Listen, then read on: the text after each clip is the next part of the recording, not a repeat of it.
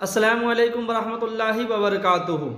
तो students, class 10th की उर्दू आपके निसाब में शामिल 2 चैप्टर हम्द, जिसको लिखा है जनाब शबनम कमाली ने, और दूसरा चैप्टर है भाभी जान, जिसको लिखा सुहैल अजीमाबादी ने।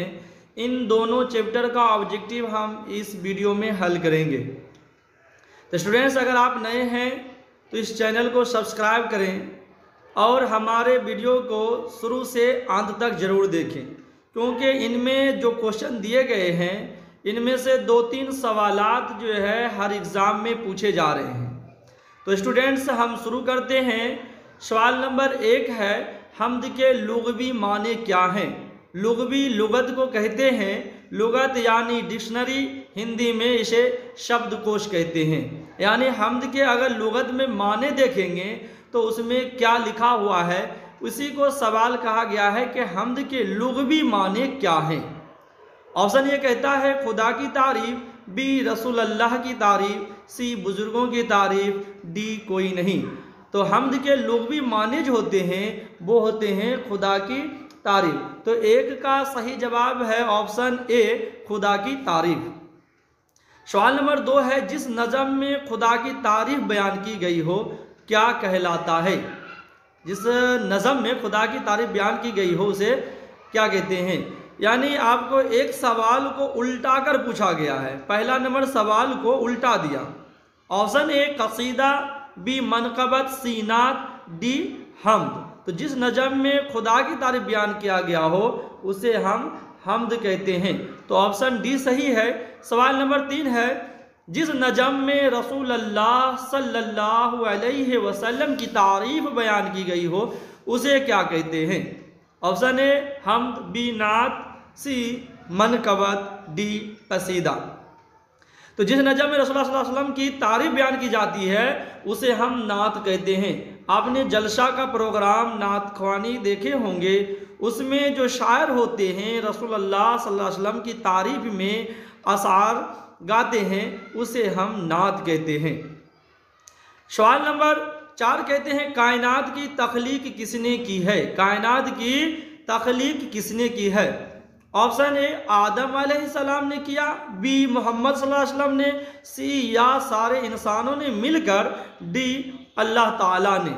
तो 4 का सही जवाब है डी, अल्लाह ताला ही है जिसने इस कायनात की तख्लीक की। कोई ऐसी इजाद नहीं है जो एक मक्खी को भी अल्लाह के हुक्म के बगैर पैदा कर सकता है। तो वो ज़ात अल्लाह ही है जिसने इस दुनिया को पैदा किया। तो हमारा ऑप्शन डी सही है कि कायनात की तख्लीक किसने की? तख्लीक बनाना या पैदा करना। खालिक माने होता है पैदा करने वाला। तो अगला सवाल 5 नंबर है, शबनम कमाली का असल नाम क्या है? Option A Ahmad Raza, B Ahmad Mustafa, C Mustafa Raza, D Shabnam. तो 5 का सही जवाब है सी मुस्तफ़ा रजा, मुस्तफ़ा रजा। सवाल नंबर 6, इंसान की मुश्किलों को कौन हल करता है? ऑप्शन ए इंसान, बी औलिया अल्लाह, सी नबी, डी अल्लाह। तो इंसान की मुश्किलों को अल्लाह हल करता है, इनके सिवा कोई नहीं है जो इंसान की मुश्किलों को हल कर सकता है। तो याद रखें, जो होता है वो अल्लाह के हुक्म से होता है, जो इंसान के साथ अच्छा या बुरा होता है, यानी मुश्किल या आसानी जो होती है वो अल्लाह के सिवा किसी के करने से नहीं होता है। तो इंसान की जो मुश्किलों को जो हल करने वाला है वो भी जात अल्लाह की है, अल्लाह के सिवा कोई इसे हल नहीं कर सकता है। सवाल नंबर 7 है, शबनम कमाली का इंतकाल कब हुआ? Option A 2001, B 2004, C 2006, D 2008।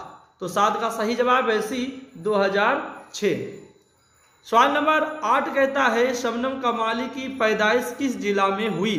Option A Samastipur, B Begusarai, C Munger, D Sitamarhi. तो 8 का सही जवाब है डी सीतामढ़ी। शबनम कमाली की पैदाइश सीतामढ़ी में हुई थी। सवाल नंबर 9, शबनम कमाली कब पैदा हुए? ऑप्शन ए कहता है 22 जुलाई 1936 में, बी 22 जुलाई 1938, सी 22 जून 1936, डी 22 जून 1938। तो 9 का सही जवाब है बी 22 जुलाई 1938। सवाल नंबर 10, शबनम कमाली का ताल्लुक किस रियासत से है? Option A Uttar Pradesh, B Bihar, C Rajasthan, D Kashmir. तो हमारा 10 का सही जवाब है B Bihar.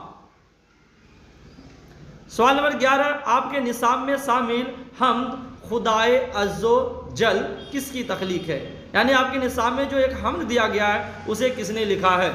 Option A Suhail Azimabadi, B Saad Azimabadi, C Mohsin, D Shabnam Kamali. तो 11 का सही जवाब है डी शबनम कमाली।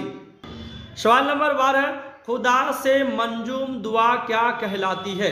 इस सवाल को आप गौर से पढ़ेंगे। ऐसा सवाल एग्जाम में कई बार पूछा गया है कि खुदा से मंजूम दुआ क्या कहलाती है। ऑप्शन ए हम्द, बी रुबाई, सी कसीदा, डी मनाजात। तो 12 का सही जवाब है डी मनाजात। खुदा से मंजूम दुआ मनाजात कहलाती है, यानी खुदा से जो मुतालिक दुआ होती है वो मनाजात होती है, जो बंदा मांगता है। सवाल नंबर 13, उर्दू में मुख्तसर अफसाने का आगाज कब हुआ था? ऑप्शन ए 18वीं सदी, बी 19वीं सदी, सी 20वीं सदी, डी 21वीं सदी। तो 13 का सही जवाब है सी 20वीं सदी, यानी उर्दू का जो अफसाने का आगाज हुआ वो 20वीं सदी से हुआ। सवाल नंबर 14, उर्दू का पहला मुख्तसर अफसाना किसे कहा जाता है? उर्दू का पहला मुख्तसर अफसाना किसे कहा जाता है? ऑप्शन ए अलाव, बी आदमी के रूप, सी नसीर और खदीजा, डी भाभी जान। तो हमारा 14 का सही जवाब है सी नसीर और खदीजा। सवाल नंबर 15, उर्दू का पहला अफसाना कब शाये हुआ? Option A 1903, B 1904, C 1905, D 1906। तो 15 का सही जवाब है ए 1903। 1903 में उर्दू का पहला अफसाना यानी नसीर और खदीजा शाये हुआ। सवाल नंबर 16, उर्दू का पहला अफसाना निगार का नाम क्या है? यानी पहला अफसाना नसीर और खदीजा है, तो इसे लिखा था किसने? जिसने लिखा वही हमारा पहला अफसाना निगार है। ऑप्शन ए कहता है राशिदुल खैरी, बी मोहसिन, सी सुहेल अजीमाबादी, डी प्रेमचंद। तो हमारा 16 का ऑप्शन ए सही है राशिदुल खैरी। और ऑप्शन डी में जो प्रेमचंद है, हिंदी में इसे कथा सम्राट कहा जाता है क्योंकि इन्होंने छोटी बड़ी 300 कहानियां लिखी हैं। सवाल नंबर 17, तरक्की पसंद तहरीक का आगाज कब हुआ? Option A 1836, B 1938, C 1936, D 1948। तो 17 का सही जवाब है 1836, यानी 17 का सी सही है 1936। 1936। सवाल नंबर 18 है सुहेल अजीमाबादी की पैदाइश कब हुई? सुहेल अजीमाबादी की पैदाइश कब हुई? Option A 1811, B 1911, C 1924, D 1824। तो 18 का सही जवाब है बी 1911। सुहेल अजीमाबादी की पैदाइश 1911 में हुई। सवाल नंबर 19, सुहेल अजीमाबादी का असल नाम क्या था? Option A Syed Mujibur Rahman, B Mujibur Rahman, C Syed Habibur Rahman, D इनमें से कोई नहीं। तो हमारा 19 का सही जवाब है ए सैयद मुजीबुर रहमान। सवाल नंबर 20 है सुहेल अजीमाबादी की पैदाइश कहाँ हुई थी? ऑप्शन ए कहता है समस्तीपुर, बी दरभंगा, सी पटना, डी मुजफ्फरपुर। तो बी का सही जवाब है सी पटना।